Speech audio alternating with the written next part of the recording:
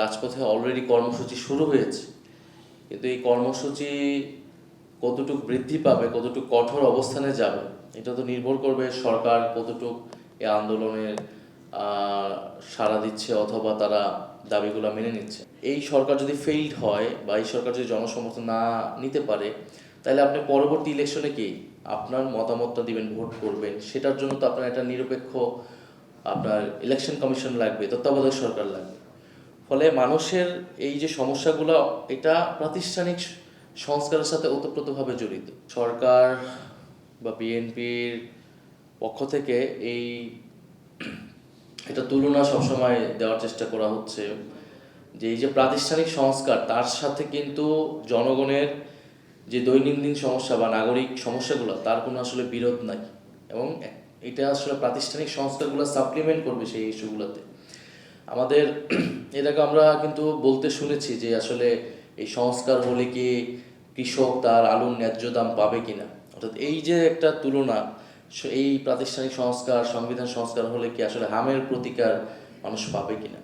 আসলে আমাদের প্রাতিষ্ঠানিক সংস্কারগুলো দরকার। এটা হচ্ছে আমাদের রাষ্ট্রের ভিত্তি। আমাদের রাষ্ট্র অনেকগুলো প্রতিষ্ঠানের মধ্যে দিয়ে কাজ করে। ফলে আপনি যদি প্রতিষ্ঠানগুলোর মধ্যে অ্যাকাউন্টেবিলিটি নিশ্চিত করতে না পারেন, ফলে তখন আপনি নাগরিক সমস্যাগুলো অ্যাড্রেস করতে পারবে না।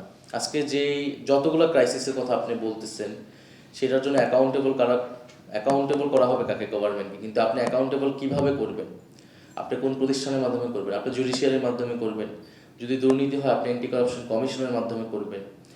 আপনি এই সরকার যদি ফেইল্ড হয় বা এই সরকার যদি জনসমর্থন না নিতে পারে, তাহলে আপনি পরবর্তী ইলেকশনে কি আপনার মতামতটা দিবেন, ভোট করবেন, সেটার জন্য তো আপনার একটা নিরপেক্ষ আপনার ইলেকশন কমিশন লাগবে, তত্ত্বাবধায়ক সরকার লাগবে। ফলে মানুষের এই যে সমস্যাগুলো, এটা প্রাতিষ্ঠানিক সংস্কারের সাথে ওতপ্রোতভাবে জড়িত। এই কারণে এটাকে আসলে কোনো বিরোধাত্মক কিছু না।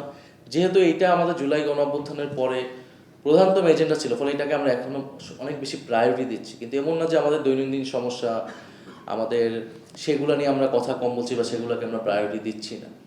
ফলে আমি মনে করি এই প্রাতিষ্ঠানিক সংস্কারগুলোর মধ্যে দিয়ে আপনি যদি গণতন্ত্র, আপনি যদি স্বচ্ছতা এবং অ্যাকাউন্টেবিলিটি, জবাবদিহিতা নিশ্চিত করতে পারেন, তাহলে আমাদের রাষ্ট্রের যে দৈনন্দিন সমস্যাগুলো, সেই নাগরিক সমস্যাগুলো দূর করা সম্ভব। দ্বিতীয়ত, আপনি যেটা সংস্কার ডেডলক বলছেন বা আন্দোলনের যে চলে যাওয়ার কথা বলছেন, এখানে আমরা খুবই স্পষ্টভাবে বলেছি যে সরকার বা বিএনপি একটা ছলচাতুরি করছে। তারা জুলাই সনদকে জুলাই আদেশ বা গণভোটের সাথে একটা বাইনারিতে নিয়ে গেছে এবং তার উপরে স্থান দিচ্ছে। এবং জুলাই সনদটাকে কেন প্রবলেমেটিক হলো, কারণ এখানে নোট অফ ডিসেন্ট দেওয়া হলো এবং পরবর্তীতে নোট যুক্ত করা হলো। তো নোট অফ ডিসেন্ট কোনো সিদ্ধান্তের পার্ট না।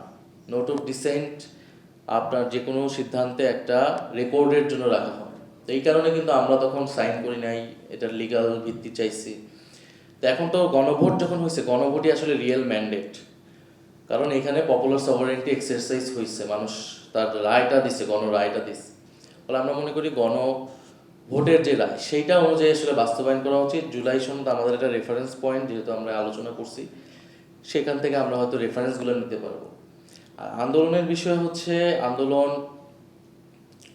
আমরা আন্দোলন অবশ্যই পিসফুলি করব, আমরা আন্দোলন অহিংসভাবে করব, এবং রাজপথে অলরেডি কর্মসূচি শুরু হয়েছে।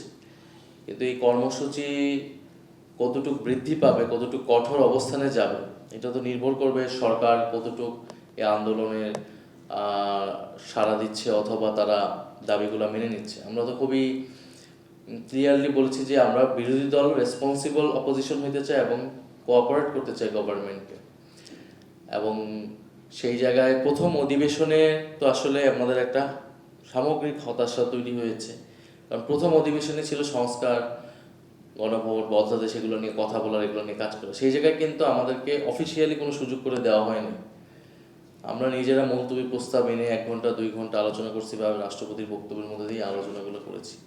আমাদের তো প্রথম অধিবেশনের টপিকই হওয়া উচিত ছিল যে আমরা কীভাবে এগুলো ইমপ্লিমেন্ট করব, সেটা নিয়ে কথা বলার দরকার ছিল। কিন্তু আমরা কিন্তু ট্রেডিশনাল পার্লামেন্টারি যে সেশন যেভাবে শুরু হয়, রাষ্ট্রপতির উপর বক্তব্য, সেইভাবে কিন্তু আমরা আসলে শুরু করেছি। ফলে সরকার এটাকে ইগনোর করতে চাচ্ছে।